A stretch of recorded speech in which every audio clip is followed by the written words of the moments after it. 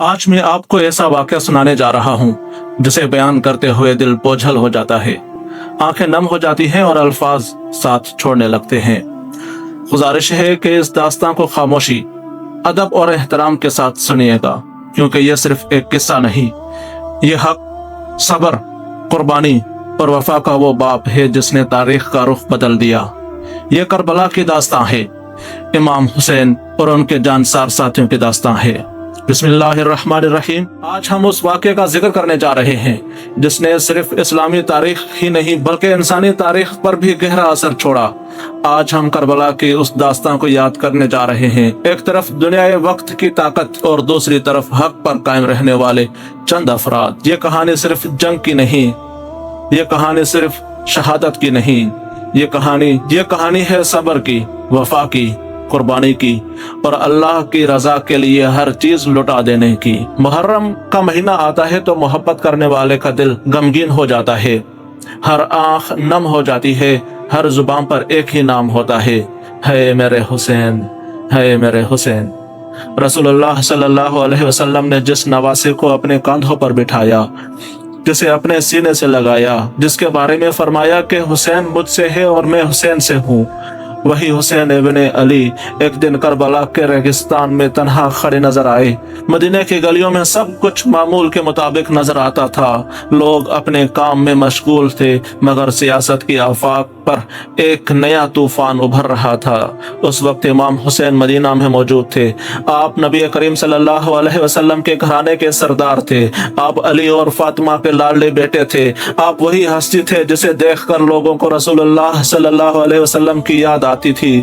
لیکن حالات تبدیل ہو رہے تھے۔ امام حسین کے سامنے ایک ایسا فیصلہ تھا جو ان کی زندگی ہی نہیں بلکہ اسلامی تاریخ کا رخ بدلنے والا تھا۔ کئی لوگ آپ کے پاس مشورے کے لیے آئے، کئی لوگ آپ کو حالات بتاتے، کئی لوگ آپ کو احتیاط کی تلقین کرتے، مگر امام حسین رضی اللہ عنہ ہر فیصلہ اللہ کی رضا اور اپنے ضمیر کے مطابق کرتے تھے۔ جب حالات مزید نازک ہوئے تو امام حسین نے مدینہ سے روانگی کا فیصلہ کیا۔ سوچئے، وہ مدینہ جہاں بچپن گزرا، جہاں نانا محمد رسول اللہ صلی اللہ علیہ وسلم کا روضہ مبارک تھا، جہاں ہر کونا یادوں سے بھرا ہوا تھا، اس شہر کو چھوڑنا کتنا مشکل رہا ہوگا، اس شہر کو چھوڑنا کتنا مشکل رہا ہوگا۔ روایت میں آتا ہے کہ روانگی سے پہلے امام حسین رضی اللہ عنہ روضہ رسول پر حاضر ہوئے، آپ نے دعا کی، آپ نے سلام پیش کیا اور آپ نے دل کا حال اللہ کے نبی کے حضور عرض کیا۔ اس وقت شاید کسی کو اندازہ نہ تھا کہ یہ ملاقات کتنے دردناک جدائی کی پہلی منزل ہے۔ امام حسین رضی اللہ عنہ اپنے گھر والوں کے ساتھ مکہ کی طرف روانہ ہوئے۔ ان کے ساتھ خواتین بھی تھی، بچے بھی تھے، اہل بیت کے افراد بھی تھے اور چند وفادار ساتھی بھی تھے۔ سفر لمبا تھا، ریگستان کی گرمی، ریت کے طوفان، لمبی منزلیں، لیکن قافلہ اللہ پر بھروسہ کرتے ہوئے آگے بڑھتا رہا۔ آخر کار قافلہ مکہ پہنچ گیا۔ مکہ اللہ کا گھر، دعاؤں کا مرکز، عبادت کا مرکز۔ لوگ امام حسین سے محبت کرتے تھے، دور دور سے آنے والے لوگ آپ کی ملاقات کے لیے آتے۔ اسی دوران کوفہ سے خط آنے شروع ہوئے، ایک خط، دو خط، 10 خط، پھر سینکڑوں، پھر ہزاروں۔ لوگ لکھتے، اے یا ابن رسول، ہم آپ کے انتظار کر رہے ہیں، اے ہم آپ کے ساتھ ہیں، اے ابن رسول، ہم آپ کو اپنا رہنما بنانا چاہتے ہیں۔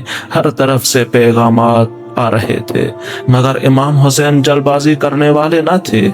آپ نے پہلے حالات جانچنے کا فیصلہ کیا۔ امام حسین نے اپنے قریبی رشتہ دار اور بھروسہ مند شخص مسلم ابن عاقل کو کوفہ بھیجا، کوفہ کے لوگوں کی حقیقت معلوم کرنے کے لیے، ان کی وفاداری کو دیکھنا اور امام حسین اصل صورتحال سے آگاہ کرنا۔ جب مسلم بن عاقل کوفہ پہنچے تو ظاہری طور پر لوگوں نے ان کا استقبال کیا، ہزاروں افراد نے حمایت کا اظہار کیا۔ خبریں مکہ پہنچنے لگیں کہ لوگ امام حسین کا انتظار کر رہے ہیں، مگر وقت بدلنے میں دیر نہیں لگتی۔ حالات اچانک تبدیل ہونے لگے۔ اللہ کے گھر کے سائے میں امام حسین رضی اللہ عنہ قیام پذیر تھے۔ ہر روز نئے خط آتے، ہر روز نئے قاصد آتے، ہر روز کوفہ کے لوگ ایک ہی درخواست کرتے، اے یا ابن رسول، ہم آپ کے انتظار کر رہے ہیں، اے ابن رسول، ہم آپ کا انتظار کر رہے ہیں، ہم آپ کے ساتھ ہیں، ہم آپ کے لیے اپنی جانیں قربان کر دیں گے۔ امام حسین ہر خط کو غور سے دیکھتے۔ آپ جذبات کی بنیاد پر فیصلہ کرنے والے نہ تھے، آپ سچائی کو دیکھنا چاہتے تھے۔ اسی لیے آپ نے چچا زاد بھائی اور وفادار ساتھی مسلم بن عقیل کو کوفہ بھیجا تھا۔ کوفہ، وہ شہر جو کبھی حضرت علی کا مرکز رہا تھا، کوفہ، وہ شہر جہاں اہل بیت سے محبت کرنے والے بہت لوگ موجود تھے۔ جب مسلم بن عقیل کوفہ پہنچے تو لوگوں کا ہجوم آیا، لوگ جھنڈ در جھنڈ بیعت کرنے لگے۔ روایت میں آتا ہے کہ ہزاروں افراد نے حمایت کی اظہار کیا۔ مسلم بن عقیل کو لگا کہ واقعی لوگ امام حسین کا انتظار کر رہے ہیں۔ آپ نے مکہ پیغام بھیجا، حالات ظاہراً مناسب نظر آ رہے ہیں۔ یہ خبر امام حسین تک پہنچی، لیکن تقدیر کچھ اور لکھ چکی تھی۔ کوفہ کے حکمران تبدیل کر دیے گئے، نئے انتظامی اقدامات ہوئے، لوگوں پر دباؤ بڑھایا گیا، دھمکیاں دی گئی، ڈر پھیلایا گیا۔ جو لوگ کل تک وفاداری کا دعویٰ کر رہے تھے آج چپ ہونے لگے، جو کل تک ساتھ چلنے کا وعدہ کر رہے تھے آج گھروں کے دروازوں کے اندر بند ہونے لگے۔ مسلم بن عقیل دھیرے دھیرے تنہا ہوتے گئے۔ ایک وقت آیا کہ جن لوگوں نے وفاداری کا وعدہ کیا وہ نظر ہی نہیں آئے۔ کوفہ کی گلیوں میں مسلم بن عقیل تنہا رہ گئے، پیاس، تھکن اور ہر طرف دشمن، لیکن دل میں امام حسین کی محبت اور اللہ پر یقین تھا۔ آخرکار آپ گرفتار کر لیے گئے۔ شہادت سے پہلے بھی آپ کا سب سے بڑا غم یہ تھا کہ کاش امام حسین کو حالات کی خبر مل جائے، کاش امام حسین کو حالات کی خبر مل جائے۔ پھر وہ وقت آیا جب مسلم بن عقیل نے شہادت کا جام پیا، کوفہ نے اپنے وعدہ توڑ دیا۔ ادھر مکہ میں حج کا وقت قریب آ رہا تھا، ہر طرف حاجیوں کا سمندر تھا، لوگ اللہ کے گھر کی طرف آ رہے تھے۔ اسی دوران امام حسین رضی اللہ عنہ کو مختلف خبریں مل رہی تھی، کچھ امید افزا، کچھ پریشان کن۔ روایت کے مطابق امام حسین نے احتیاط اور حرمت کعبہ کے پہلو کو مد نظر رکھتے ہوئے اپنا سفر جاری رکھنے کا فیصلہ کیا۔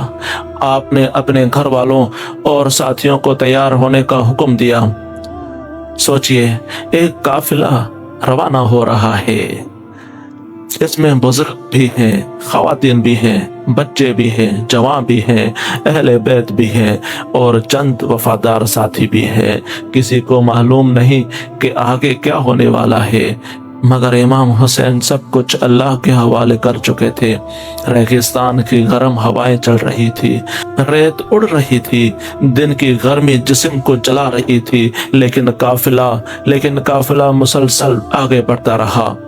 سفر کے دوران کئی لوگ ملے، کچھ نے مشورہ دیا، یا ابن رسول، کوفہ کے لوگوں پر بھروسہ نہ کیجیے۔ کچھ نے کہا حالات خراب ہیں، کچھ نے کہا واپس لوٹ جائیں، لیکن امام حسین نے فرمایا کہ انسان کو اللہ کے فیصلے پر راضی رہنا چاہیے۔ سفر جاری رہا۔ آخر ایک دن وہ خبر پہنچی جو ہر دل کو چیر کر رکھ دینے والی تھی، مسلم بن عقیل شہید ہو چکے ہیں۔ اے ابن رسول، مسلم بن عقیل شہید ہو چکے ہیں، کوفہ کے وعدے ٹوٹ چکے ہیں۔ امام حسین کے ساتھیوں پر سناٹا چھا گیا ہے، خواتین رو پڑی، بچے پریشان ہو گئے، لیکن امام حسین نے صبر کا دامن نہ چھوڑا۔ آپ نے اللہ کی طرف رجوع کیا اور سفر جاری رکھا۔ راستے میں ایک لشکر نظر آیا، اس لشکر کی قیادت الحر بن یزید التمیمی کر رہے تھے۔ دونوں قافلے آمنے سامنے آئے۔ گرمی میں شدت بڑھ رہی تھی، پیاس حد سے زیادہ تھی۔ روایت میں آتا ہے کہ امام حسین رضی اللہ نے اپنے ساتھیوں کو حکم دیا کہ سامنے والے افراد اور ان کے جوانوں کو بھی پانی پلایا جائے، دشمن ہو یا دوست، انسانیت سب کے لیے تھی۔ یہ تھا حسین کا اخلاق، اے میرے ابن رسول، یہ تھا حسین کا اخلاق۔ آخرکار سفر ایک مقام پر رک گیا۔ امام حسین پوچھا، اس زمین کا نام کیا ہے؟ جواب ملا، کربلا۔ وہ نام سنتے ہی دل بھر آیا۔ کربلا یعنی غم اور آزمائش کی زمین، یہی قافلہ رک گیا، یہی خیمے لگ گئے، یہی تاریخ لکھی جانے والی تھی، یہی وہ واقعہ پیش آنا تھا جسے دنیا قیامت تک یاد رکھے گی۔ رات اتر چکی تھی، ریگستان خاموش تھا، ستارے آسمان پر چمک رہے تھے، بچے خیموں میں سو رہے تھے، خواتین دعا کر رہی تھیں، اور امام حسین سجدے میں اللہ سے منجد کر رہے تھے۔ انہیں معلوم تھا آنے والے دن عام دن نہیں، یہ قربانی کے دن ہے، یہ امتحان کے دن ہے، یہ تاریخ کے سب سے عظیم صبر کے دن ہے۔ چند ہی دن گزرے تھے کہ حالات مزید سخت ہو گئے، پانی تک رسائی محدود کر دی گئی۔ فرات دریا قریب تھا لیکن پانی دور ہو گیا۔ بچوں کے ہونٹوں پر پیاس کی لکیریں ابھرنے لگی، خیموں میں آوازیں گونجنے لگی، پیاس، پانی، ماؤں کے دل ٹوٹنے لگے، بچے رونے لگے، لیکن ایمان مضبوط تھا۔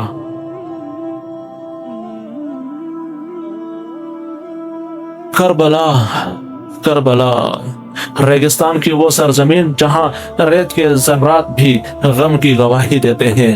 محرم کی 9 تاریخ ڈھل رہی تھی، سورج آہستہ آہستہ آفاق کے پیچھے چھپ رہا تھا، لیکن کربلا کے خیموں میں کسی کو نیند نہیں آ رہی تھی۔ ہر دل کو احساس تھا کل کا دن عام دن نہیں ہوگا، کل تاریخ کا سب سے عظیم امتحان ہونے والا ہے، کل حق اور باطل آمنے سامنے ہوں گے، کل وہ دن ہوگا جس میں دنیا عاشورہ کے نام سے یاد رکھے گی۔ رات اتر آئی، آسمان پر ستارے جگمگا رہے تھے، ریگستان کی ہوا خیموں کے پردوں کو ہلا رہی تھی، دور دشمن کے لشکر میں جنگ کی تیاری ہو رہی تھی، لیکن امام حسین کے خیموں میں عجیب سکون تھا۔ کوئی قرآن کی تلاوت کر رہا تھا، کوئی نماز میں مشغول تھا، کوئی دعا کر رہا تھا، کوئی اللہ سے اپنی آخری محبت کر رہا تھا۔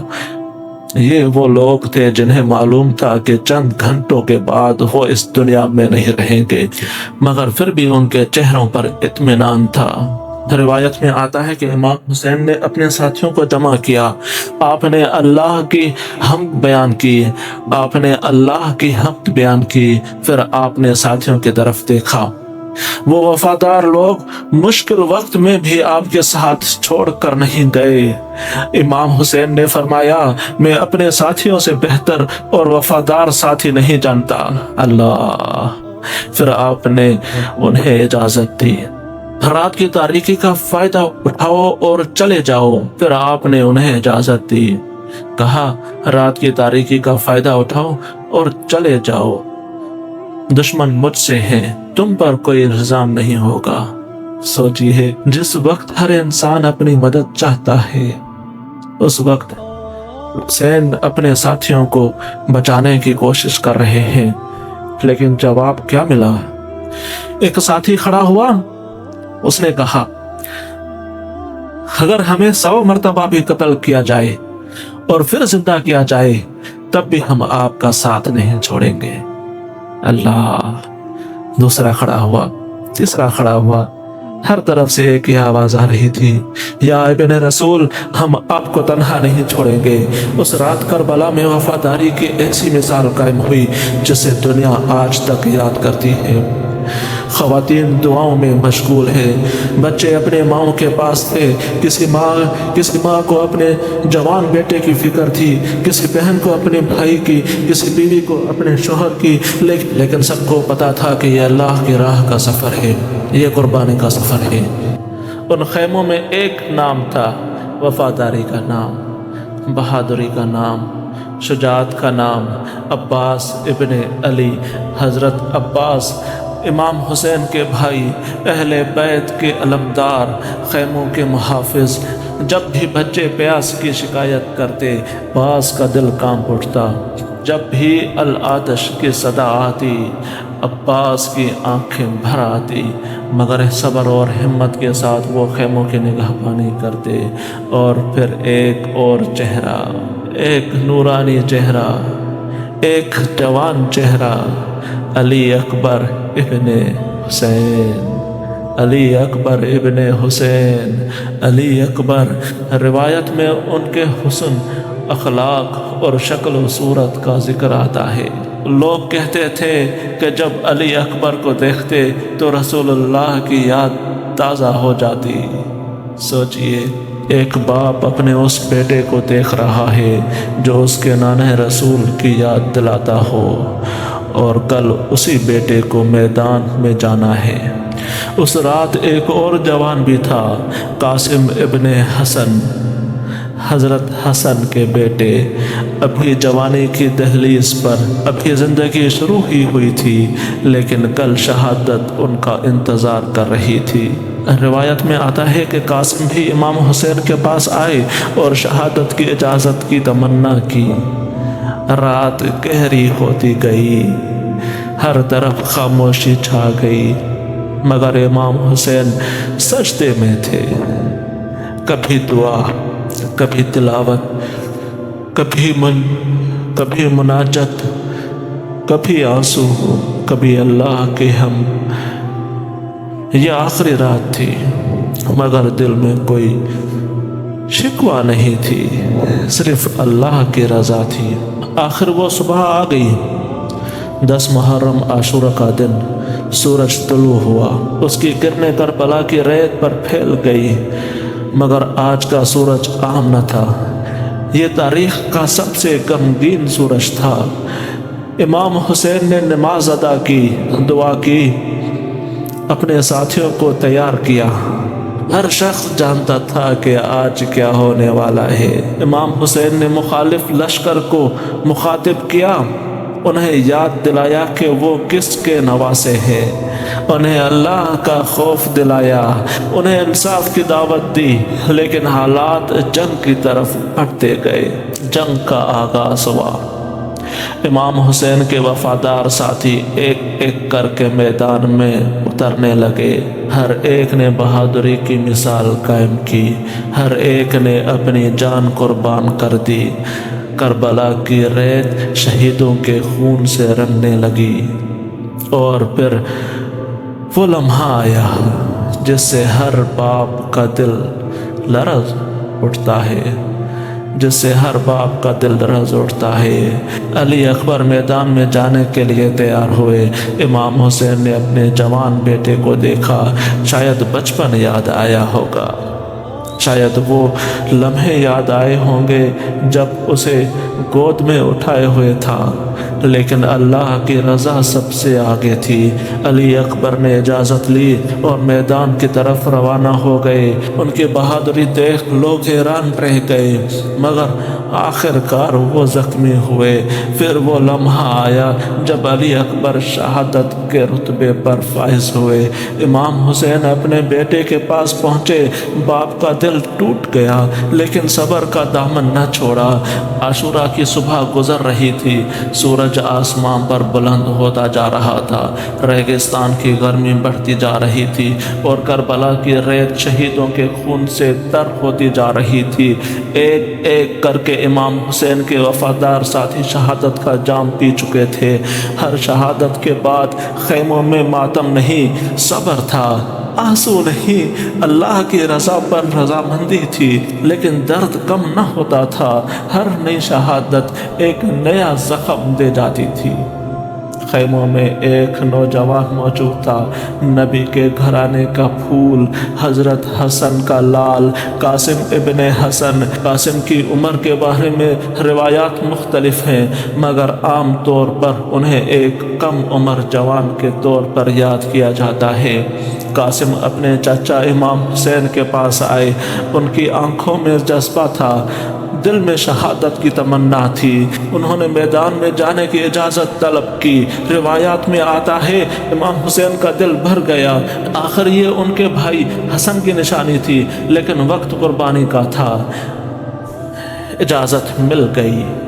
قاسم نے آخری مرتبہ خیموں کی طرف دیکھا، اپنی پھپھی زینب کو دیکھا، اہل بیت کو دیکھا، اور پھر اللہ کے نام لے کر میدان کی طرف چل دیا۔ ریگستان کی ریت ان کے قدموں کے نیچے تھی، آسمان ان کے سر پر تھا، اور شہادت ان کا انتظار کر رہی تھی۔ बहादुरी से मुकाबला किया, लेकिन आखिरकार वो भी शहादत के रुतबे पर फाइज हुए। रिवायात में आता है कि इमाम हुसैन उनके पास पहुंचे। नौजवान भांजे का जनाजा देखकर दिल रो पड़ा, मगर सबक का दामन फिर भी न छूटा। दूसरी तरफ खेमों में प्यास बढ़ती जा रही थी। बच्चों के होंठ खुश्क हो चुके थे, चेहरे जर्द पड़ गए थे। छोटी छोटी बच्चियां अपनी माँओं से पूछ रही थी, अम्मी पानी कब मिलेगा, अम्मी प्यास लग रही है। लेकिन माँओं के पास कोई जवाब न था। वो सिर्फ बच्चों को सीने से लगाती और तसल्ली देती। उन्हीं खेमों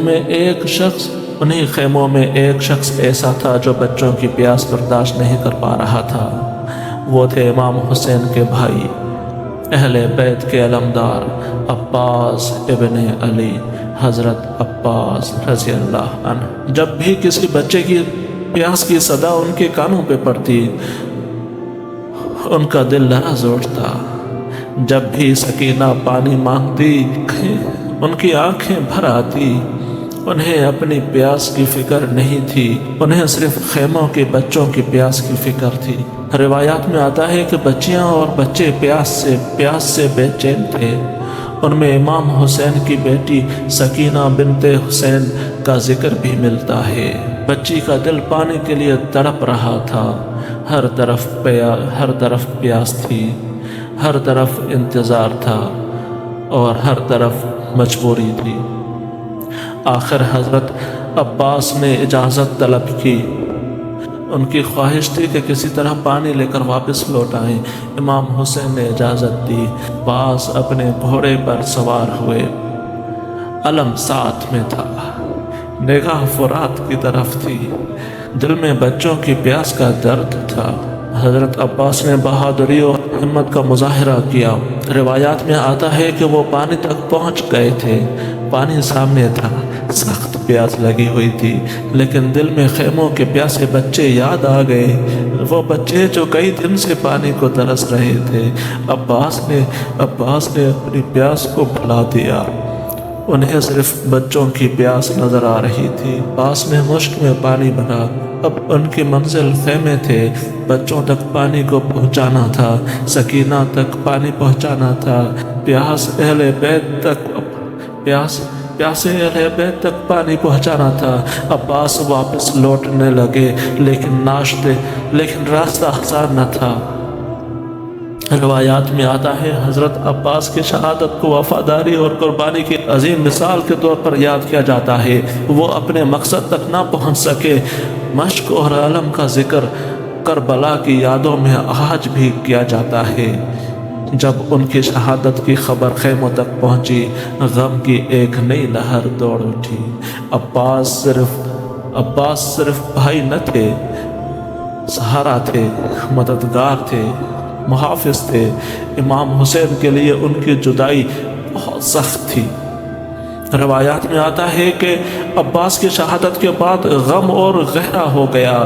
खेमों में सन्नाटा छा गया। बच्चे समझ गए कि उनका सबसे बड़ा मुहाफिज अब वापस नहीं आएगा। सूरज अब और बुलंद हो चुका था। गर्मी की शिद्दत इख्तियार कर चुकी थी। ज़्यादातर साथी शहीद हो चुके थे। अहले बैत के कई अफराद शहादत पा चुके थे। खेमों में प्यास भी थी, गम भी था और इंतज़ार भी था। लेकिन करबला के सबसे दर्दनाक मंजर अभी बाकी थे। अभी एक मासूम बच्चा बाकी था। अभी अली असगर का जिक्र बाकी था। अभी इमाम हुसैन की तन्हाई बाकी थी और अभी करबला की सबसे अजीम शहादत बाकी थी। मुहर्रम की 10 तारीख आशूरा का दिन। सूरज अपने अरूज पर था। रेगिस्तान की रेत आग की तरह तप रही थी। हवा गर्म थी। प्यास शिद्दत इख्तियार कर चुकी थी और इमाम हुसैन के खेमों में गम की गहरी चादर तान चुकी थी। एक एक करके वफादार साथी शहादत पा चुके थे।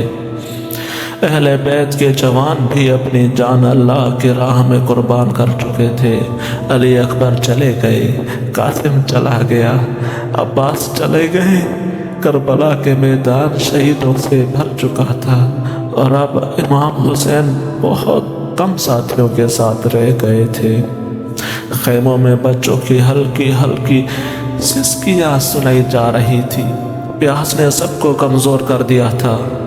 ماؤں کے چہرے زرد تھے، بچیاں اپنی ماں سے لپٹی ہوئی تھی۔ کسی کے پاس پانی نہ تھا، کسی کے پاس مدد نہ تھی، بس اللہ پر یقین تھا اور حسین کا سہارا تھا۔ انہیں خیموں میں ایک معصوم بچہ بھی تھا۔ روایات میں آتا ہے، روایات میں جسے علی اصغر کے نام سے یاد کیا جاتا ہے، ایک ننھا سا بچہ جس نے دنیا کی سیاست نہیں دیکھی تھی، جس نے جنگ نہیں سمجھی تھی، جس نے کسی سے دشمنی نہیں کی تھی، اسے صرف پیاس لگی تھی۔ اس کے ہونٹ خشک ہو چکے تھے، اس کا جسم کمزور ہو رہا تھا، ماں کا دل ٹوٹ رہا تھا، باپ کا کلیجہ پھٹ رہا تھا۔ سوچئے، ایک باپ اپنے معصوم بچے کو دیکھ رہا ہے، بچہ بول بھی نہیں سکتا، اپنی تکلیف بیان بھی نہیں کر سکتا، مگر پیاس اس کی آنکھوں سے نظر آ رہی ہے، ہر سانس مشکل ہو رہی ہے، ہر لمحہ بھاری ہو رہا ہے۔ امام حسین اپنے بچے کو دیکھتے ہیں، پھر آسمان کی طرف دیکھتے ہیں اور اللہ سے دعا کرتے ہیں۔ روایات میں آتا ہے کہ امام حسین اپنے معصوم بیٹے کو لے کر لوگوں کے سامنے آئے۔ مقصد یہ تھا کہ اگر بچے کو پانی مل جائے تو اس کی جان بچ سکتی ہے۔ یہ منظر تاریخ کے سب سے دردناک مناظر میں شمار کیا جاتا ہے۔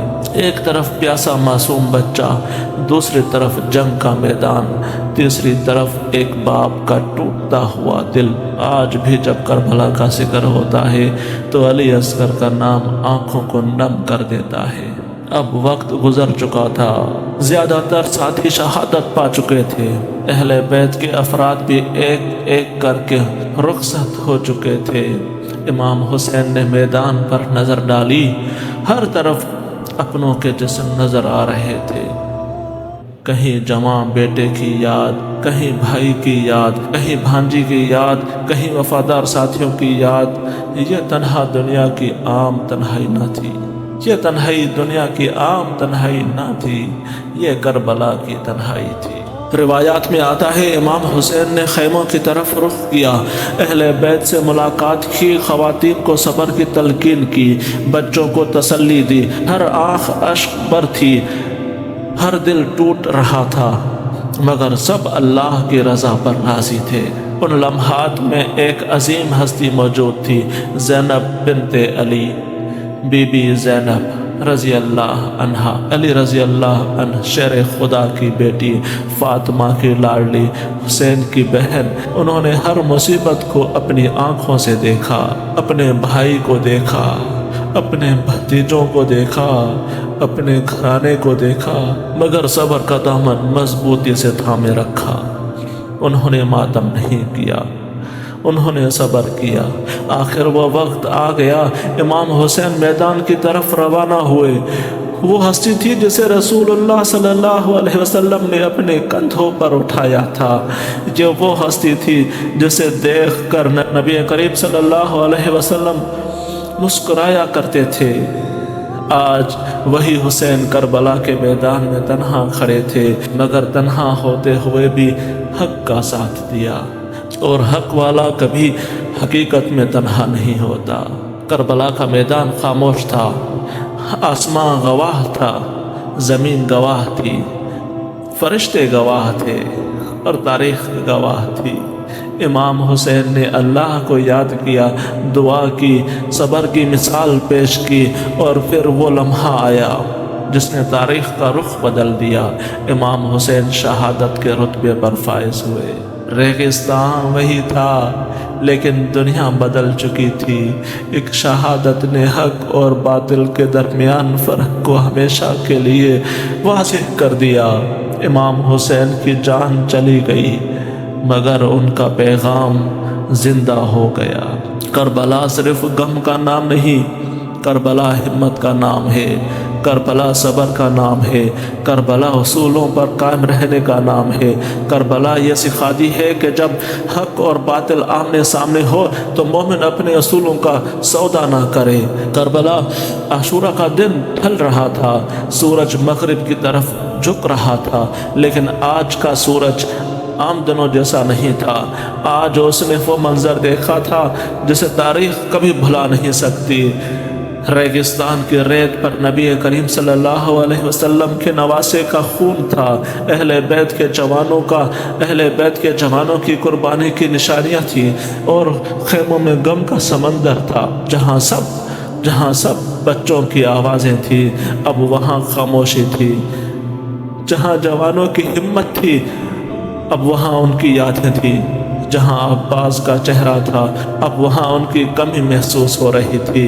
جہاں علی اکبر کی مسکراہٹ تھی، اب وہاں آنسو تھے۔ ہر طرف غم تھا، ہر طرف درد تھا، ہر طرف حسین کی یاد تھی۔ ان لمحات میں اگر کوئی پہاڑ کی طرح مضبوط کھڑا تھا تو وہ تھی زینب بنت علی، بی بی زینب رضی اللہ عنہ۔ سوچئے، ایک بہن جس نے اپنے بھائی کو کھویا، اپنے بھتیجوں کو کھویا، اپنے گھرانے کی افراد کو کھویا، اپنے عزیزوں کو کھویا، مگر پھر بھی ہمت نہ ہاری۔ آنکھوں میں آنسو تھے مگر زبان پر اللہ کی رضا تھی۔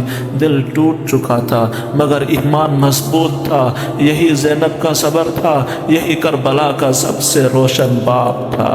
خیموں میں موجود بچے سہمے ہوئے تھے، انہیں سمجھ نہیں آ رہا تھا کہ کیا ہو گیا۔ کچھ اپنے والد کو ڈھونڈ رہے تھے، کچھ اپنے بھائی کو، کچھ اپنے چچا کو۔ ہر طرف سوال تھا لیکن جواب کسی کے پاس نہ تھا۔ روایات میں بی بی سکینہ کا ذکر غم اور صبر کے ساتھ آتا ہے۔ وہ بچی جو پیاس کے دنوں کی گواہ تھی، وہ بچی جس نے کربلا کا درد اپنی آنکھوں سے دیکھا۔ آج بھی جب کربلا کا ذکر ہوتا ہے تو بچوں کی پیاس اور ان کی معصومیت کو یاد کیا جاتا ہے۔ کربلا کے بعد اہل بیت پر سخت وقت آیا۔ غم پہلے ہی بہت تھا مگر امتحان ابھی ختم نہیں ہوا تھا۔ سفر شروع ہوا، تھکن تھی، درد تھا، یادیں تھی، اور ہر موڑ پر کربلا کی یاد ساتھ چل رہی تھی۔ لیکن اس سفر میں بھی اہل بیت نے ہمت اور استقامت کا مظاہرہ کیا۔ اگر کربلا میں حسین نے حق کے لیے قربانی دی تو کربلا کے بعد زینب نے اس پیغام کو زندہ رکھا۔ انہوں نے خوف کو قبول نہ کیا، ظلم کے سامنے سر نہ جھکایا، سب کو سچ کہا اور کربلا کا پیغام لوگوں تک پہنچایا۔ اسی لیے تاریخ زینب کو کربلا کی پیغمبر کے طور پر یاد کرتی ہے۔ آج صدیاں گزر چکی ہیں، بادشاہ چلے گئے، سلطنتیں ختم ہو گئی، تخت گر گئے، تاج ٹوٹ گئے، لیکن حسین کا نام آج بھی زندہ ہے، کربلا کا ذکر آج بھی زندہ ہے، محرم آج بھی آتا ہے، اور دنیا آج بھی حسین کو یاد کرتی ہے۔ کیونکہ حسین نے صرف اپنی جان قربان نہیں کی، انہوں نے انسانیت کو ایک سبق دیا۔ حسین سکھاتے ہیں کہ سچائی کی راہ مشکل ہو سکتی ہے مگر اس سے چھوڑنا نہیں چاہیے۔